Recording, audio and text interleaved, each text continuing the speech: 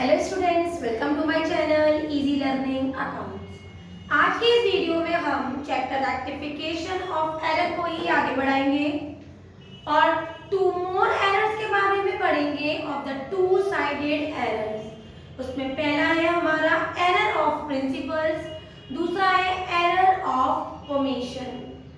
Error of principle मैंने जिस तरह से आपको पहले भी बताया था कि जो हमारे अकाउंटिंग प्रिंसिपल्स होते हैं अगर उनको फॉलो नहीं किया गया है और अकाउंट गलत रिकॉर्ड हो गए हैं तो उसको रेक्टिफाई करना या उस एरर को कहते हैं हम एरर ऑफ प्रिंसिपल। और दूसरा हमारा जो एरर होता है जो मैंने आज बताना है वो है हमारा एरर ऑफ ओमिशन। सबसे इजी रेक्टिफिकेशन है इसका, क्योंकि इसकी एंट्री हमने पास ही नहीं की है, भूल गए हैं, उसको ओमिट कर दिया है, तो उसको हम पास करेंगे as we are passing the entry in the general entry chapter like that only हम इसको शो करेंगे। So this is how we rectify the error of principle and error of omission. मैंने एक क्वेश्चन बोर्ड पे लिखा हुआ है, ये बुक टीएस ग्रेवाल का क्वेश्चन है। इसमें मैंने कुछ ट्रांजैक्शंस एरर ऑफ ओमिशन के ले रखे हैं और कुछ ट्रांजैक्शन एरर ऑफ प्रिंसिपल के दे रखे हैं, तो दोनों को ही हम रेक्टिफाई करेंगे, एक एक करके ध्यान से समझेंगे।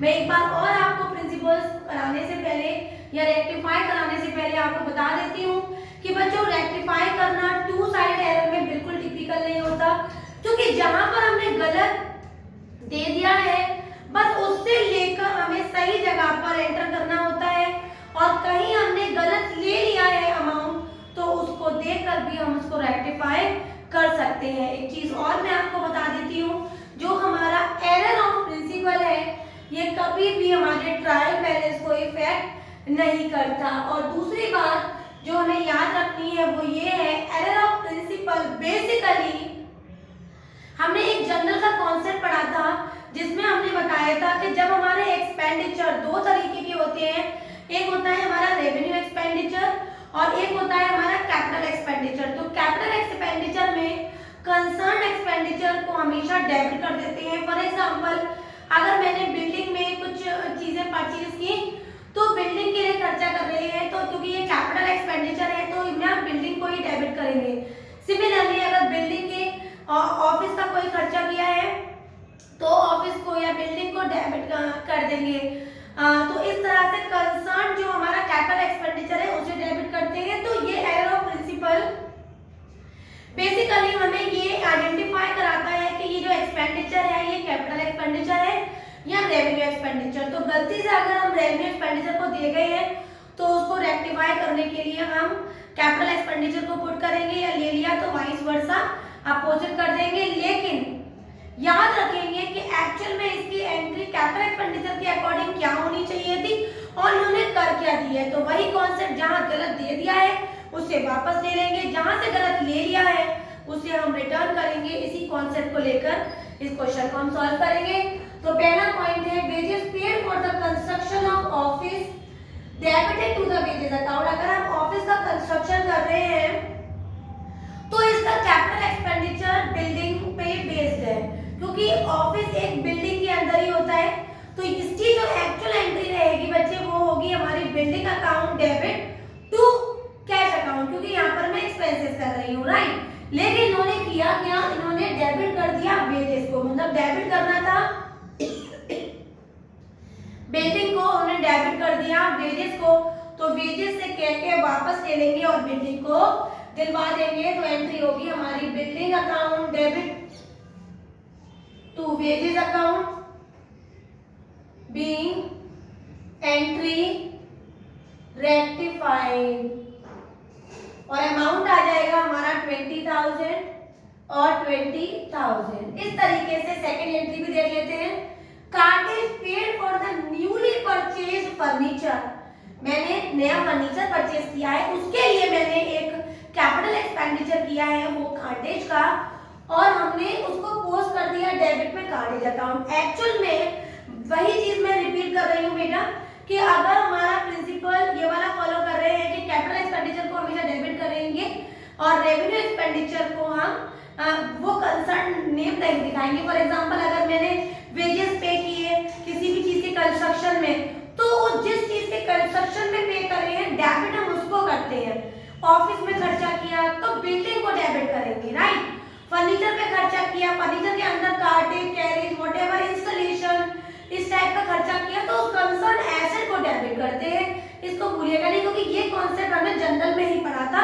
आप मेरे जनरल के वीडियोस को देखिए, वहां पर मैंने ये कॉन्सेप्ट आपको अलग से पढ़ाया हुआ है कि अगर किसी कंसर्न एसेट पे हम कोई चीज खर्च कर रहे हैं तो उस एसेट को ही हम डेबिट करेंगे। वहां पर नॉमिनल रूल नहीं चलाएंगे, वहां पर रेवेन्यू एक्सपेंडिचर को डेबिट नहीं करेंगे। तो सिर्फ हमने फर्नीचर खरीदा है, उसके लिए कार्टेज का पेमेंट किया है तो डेबिट फर्नीचर होगा, लेकिन इन्होंने डेबिट क्या कर दिया, डेबिट कर दिया इन्होंने कार्टेज को। तो कार्टेज से लेकर हम फर्नीचर को दिलवा देंगे तो एंट्री हो जाएगी हमारी furniture account debit to cartage, क्योंकि कार्टेज को नहीं देना चाहिए था तो हमने इसको रेक्टिफाई कर दिया। बीइंग एंट्री रेक्टिफाइड, अमाउंट आ जाएगा हमारा 500 और 500। इस तरह से हम थर्ड एंट्री भी देख लेते हैं।